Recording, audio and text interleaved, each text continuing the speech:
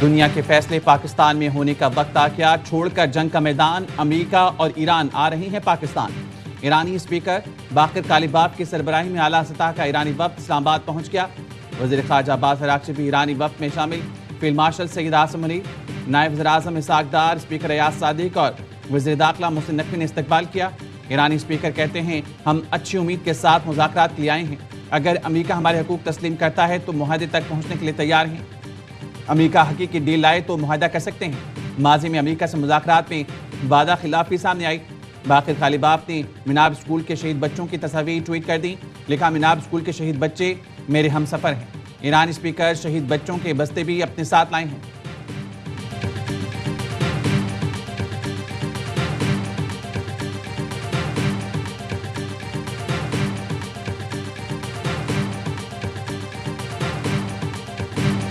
امریکی نائب صدر جے ڈی وینس کچھ دیر میں اسلام آباد پہنچیں گے۔ امریکی وفد میں اسٹیو وٹکاف اور جیرڈ کشنر شامل ہوں گے۔ جے ڈی وینس ایران سے مثبت بات چیت کے لیے پرامید، کہا مثبت مذاکرات چاہتے ہیں، ایران مخلص ہے تو ہم بھی کھلے دل سے بات کریں گے۔ اگر ایران نے ہمارے ساتھ کھیلنے کی کوشش کی تو ہم بھی کمزوری نہیں دکھائیں گے۔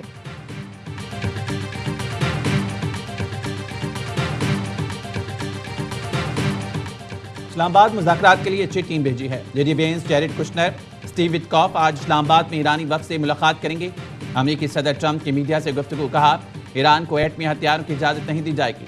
آپ نے ہرمز بہت جلد مکمل کھل جائے گی، ہمیں کسی بیک پلان کی ضرورت نہیں۔ ایرانی فوج ختم کر دی ہے۔ ایران میں پہلے ہی رجیم چینج ہو چکی، مگر ہمارا یہ مقصد نہیں تھا۔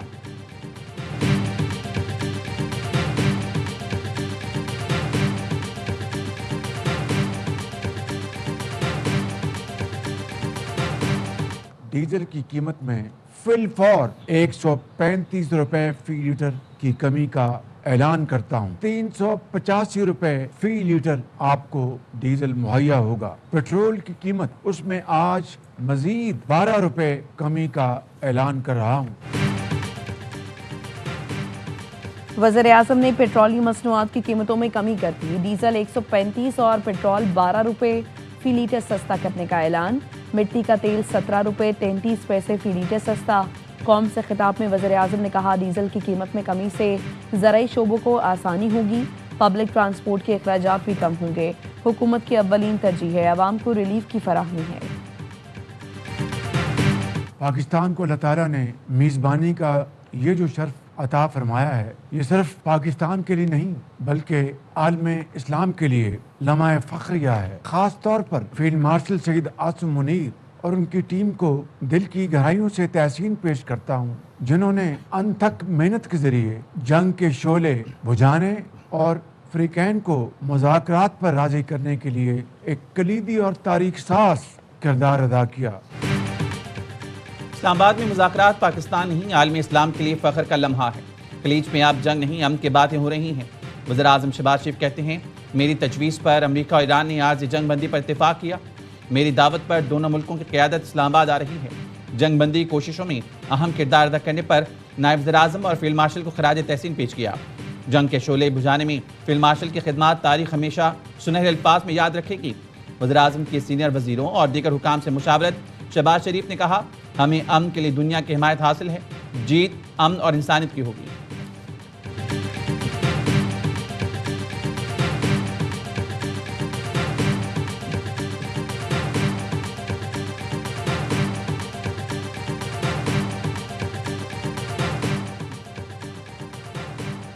سیکرٹری جنرل اقوام متحدہ اسلام آباد مذاکرات سے پرامید۔ انتونیو گوتریس کہتے ہیں، پاکستان نے امریکہ اور ایران کو کشیدگی میں کمی اور دشمنی کے خاتمے کا بہترین موقع فراہم کیا ہے۔ امریکہ اور ایران کو اس موقع سے فائدہ اٹھانا چاہیے۔ اقوام متحدہ کے ایلچی سفارتی کوششوں کی حمایت کے لیے خطے میں موجود ہیں۔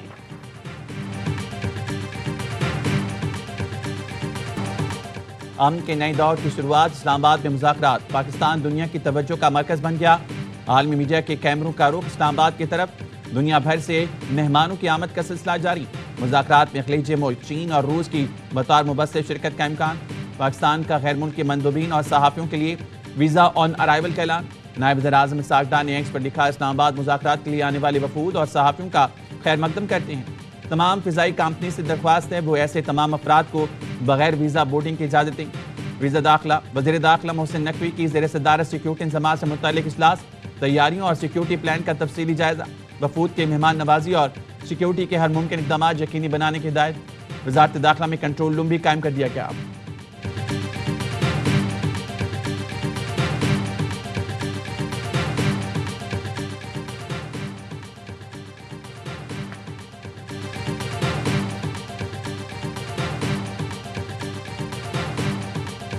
دیکھیے، تمام تر سہولیات جو کسی بھی صحافی کو ضروری ہوتی ہیں اپنے فرائض سر انجام دینے کے لیے، وہ دی گئی ہیں، اور اس میں یہاں پہ ہائی سپیڈ انٹرنیٹ کی فیسلٹی ہے، اسکرینیں نصب کی گئی ہیں، پوری دنیا سے کوریج آ رہی ہے، کمپیوٹرز، پرنٹرز، کھانے پینے کا یہاں پہ انتظام کیا گیا ہے، پوڈ کاسٹ اسٹوڈیو بنائے گئے ہیں، کوریج کے لیے بوتھس بنائے گئے ہیں، تو every possible facility is being provided. International media کو ویلکم کرنے کے لیے تمام انتظامات مکمل کر لیے گئے ہیں۔ وزیر اطلاعات عطا تارڑ کہتے ہیں میڈیا کے لیے کنونشن سینٹر میں تمام تر سہولیات مہیا کی جا رہی ہیں۔ میڈیا سینٹر مکمل طور پر آپریشنل ہو گیا۔ 100 سے زائد غیر ملکی صحافیوں نے پاکستان کے ویزے کے لیے درخواست دی۔ 69 صحافیوں کے ویزے جاری کیے جا چکے ہیں۔ بھارت سے کوئی صحافی کوریج کے لیے پاکستان نہیں آ رہا۔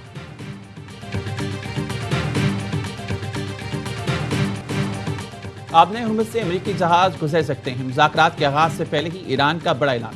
ایران کے نائب وزیر خارجہ سعید خطیب زادے نے ایرانی میڈیا کو بتایا امریکی جہاز بھی آبنۂ ہرمز سے گزر سکتے ہیں، مگر اس وقت تک جب تک کہ کوئی دشمنی پر مبنی طرز عمل اختیار نہ کرے۔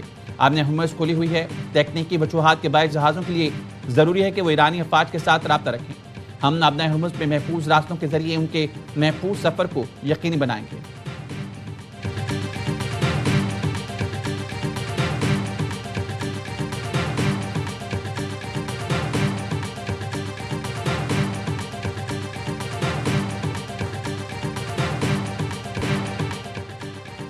نیتن یاہو نے ٹرمپ کی بات بھی نہ مانی۔ لبنان پر وحشیانہ حملے کم نہ ہوئے۔ اسرائیلی طیاروں کی شہری دفاع کے مرکز پر بمباری۔ ایمبولینس اور فائر بریگیڈ تباہ۔ حملے کے 3 افراد شہید۔ نبطیہ میں اسرائیلی حملے میں 12 لبنانی فوجی شہید ہو گئے۔ 100 سے زائد مقامات کو نشانہ بنایا۔ اسرائیل اور حزب اللہ میں رات بھر شدید جھڑپیں۔ حزب اللہ کی جوابی کارروائی۔ تل ابیب سمیت مختلف علاقوں میں راکٹ داغے گئے۔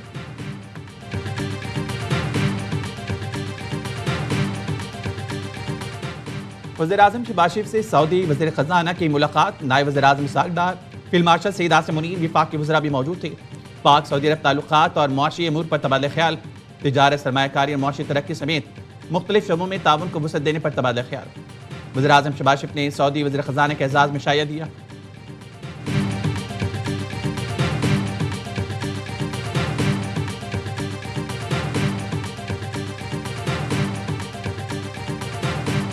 وزیر اعظم شہباز شریف اور برطانوی وزیر اعظم کے درمیان ٹیلی فونک رابطہ۔ کیئر سٹارمر نے جنگ بندی میں سہولت فراہم کرنے پر پاکستان کے کردار کو سراہا۔ مذاکرات کی بحالی کے لیے پاکستان کی سفارتی کوششوں کی تعریف۔ امن مذاکرات کی میزبانی پر وزیر اعظم شہباز شریف کو مبارکباد بھی دی۔ برطانوی وزیر اعظم کا امن مذاکرات کی کامیابی کے لیے نیک تمناؤں کا اظہار۔ 2 طرفہ تعلقات کو فروغ دینے کے لیے مل کر کام کیا جائے گا، دونوں رہنماؤں کا اتفاق۔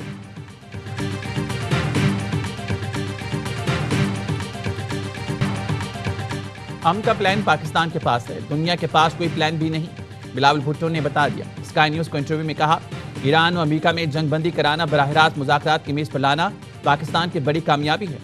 دنیا کی نظریں اسلام آباد آنے والے وفود پر لگی ہوئی ہیں۔ پرامید ہیں دونوں فریق امن کے لیے مذاکرات اور سفارتکاری کا راستہ اپنائیں گے۔ مذاکرات میں امریکہ اور ایران دونوں کو چیلنج کا سامنا ہوگا۔ مذاکرات میں اعتماد کا فقدان بڑا چیلنج ہوگا۔ اب یہ ہمارے فریقین اور باقی تمام ملکوں پر منحصر ہے۔ مسئلے کو پرامن طریقے سے حل ہوتا دیکھنا چاہتے ہیں۔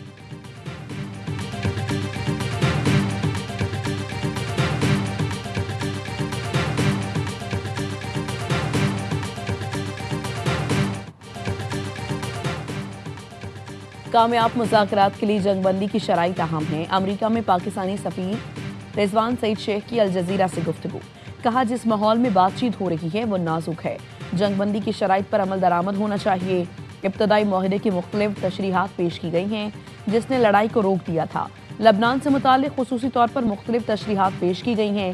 اسرائیل اور حزب اللہ کے درمیان اب بھی جنگ کی کیفیت برقرار ہے۔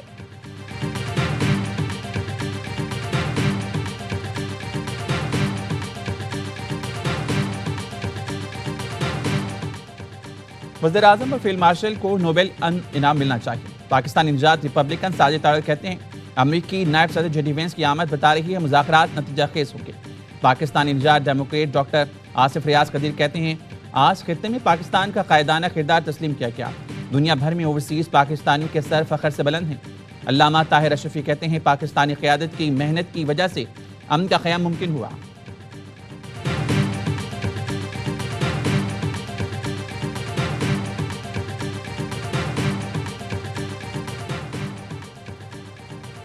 عالمی سطح پر پاکستان کا کلیدی ثالث بن کر ابھرنا بھارت کے لیے بڑا دھچکا ہے. مودی نہیں پاکستان کے فیلڈ مارشل عاصم منیر عالمی سفارتکاری کا مرکز ہیں. فارن پالیسی میگزین میں بھارتی صحافی اور تجزیہ کار سشانت سنگھ کا آرٹیکل لکھا خطے میں طاقت کا توازن تبدیل ہو گیا. پاکستان نے سفارتکاری سے اپنا کردار بڑھایا ہے جبکہ نئی دلی مشرق وسطیٰ کے اہم مذاکرات سے باہر ہو گیا. یہ مودی حکومت کے لیے سبکی ہے. امریکہ کے ساتھ بھارت کا اثر و رسوخ کمزور پڑ گیا. پاکستان کو تنہا کرنے کا منصوبہ ناکام ہو چکا. عالمی طاقتیں اب پاکستان کو نظر انداز نہیں کر سکتی. پاکستان مشرق وسطیٰ میں امن کا بڑا کھلاڑی بن کر سامنے آیا. مودی کی خارجہ پالیسی ہر محاذ پر ناکام ہوئی.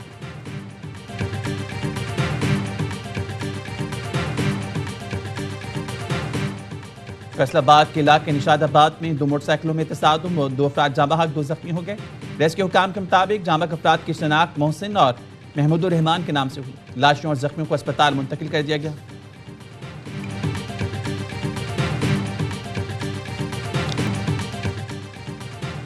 پاک بحریہ نے بحیرہ عرب میں 18 افراد کو ریسکیو کر لیا. ISPR کا کہنا ہے پاک بحریہ نے موصول ہنگامی سگنل پر PNS حنین کو فوری امدادی کارروائی کے لیے روانہ کیا.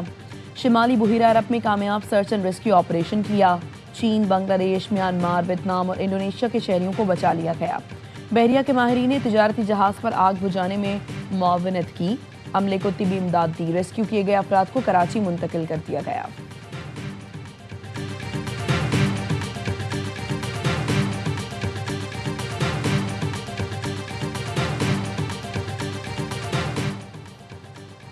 محکمہ اسپیشلائزڈ ہیلتھ کیئر پنجاب کا بڑا ایکشن. سرکاری اسپتالوں میں بد انتظامی اور ہڑتالوں پر سخت کارروائی کا فیصلہ. لاہور، ملتان اور راولپنڈی کے 8 ڈاکٹرز کے لائسنس منسوخ کرنے کے لیے PMDC کو دوبارہ خط ارسال کر دیا گیا.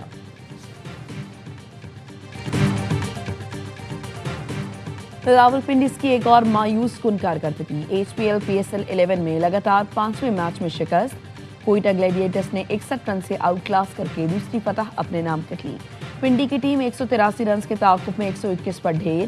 کپتان سعود شکیل، جہانرات خان اور عثمان طارق کے 2 شکار. گلیڈیٹرز نے پہلے کھیل کر 6 وکٹ پر 182 رن سکور کیے. رائلی روسو کی 50، سعود شکیل کے 42 رنز، حسن نواز نے 39 اور جہانرات خان نے 21 رنز کی جارحانہ اننگز کھیلی. میگا ایونٹ کے تمام میچز دیکھیے سپورٹس پر براہ راست.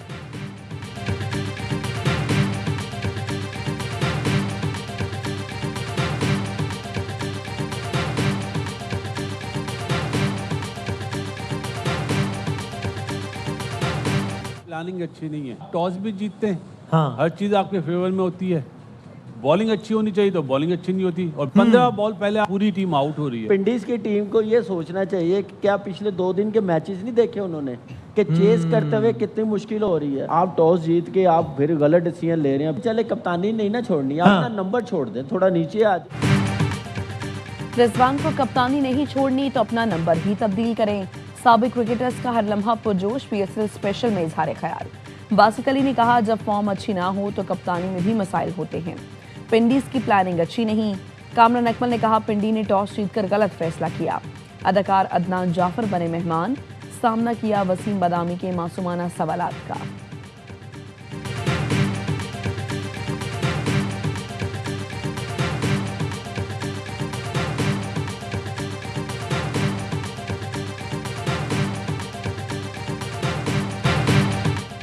اور پاکستان کے پہلے پاپ سنگر احمد رشدی کو مداحوں سے بچھڑے 43 برس بیت گئے. احمد رشدی نے اردو، انگریزی، پنجابی، بنگالی، سندھی اور گجراتی زبانوں میں تقریباً 5000 گیت گائے. احمد رشدی کو وفات کے 20 سال بعد فلمی موسیقی کے شعبے میں ان کی شاندار خدمات کے اعتراف میں 2003 میں ستارہ امتیاز سے نوازا گیا.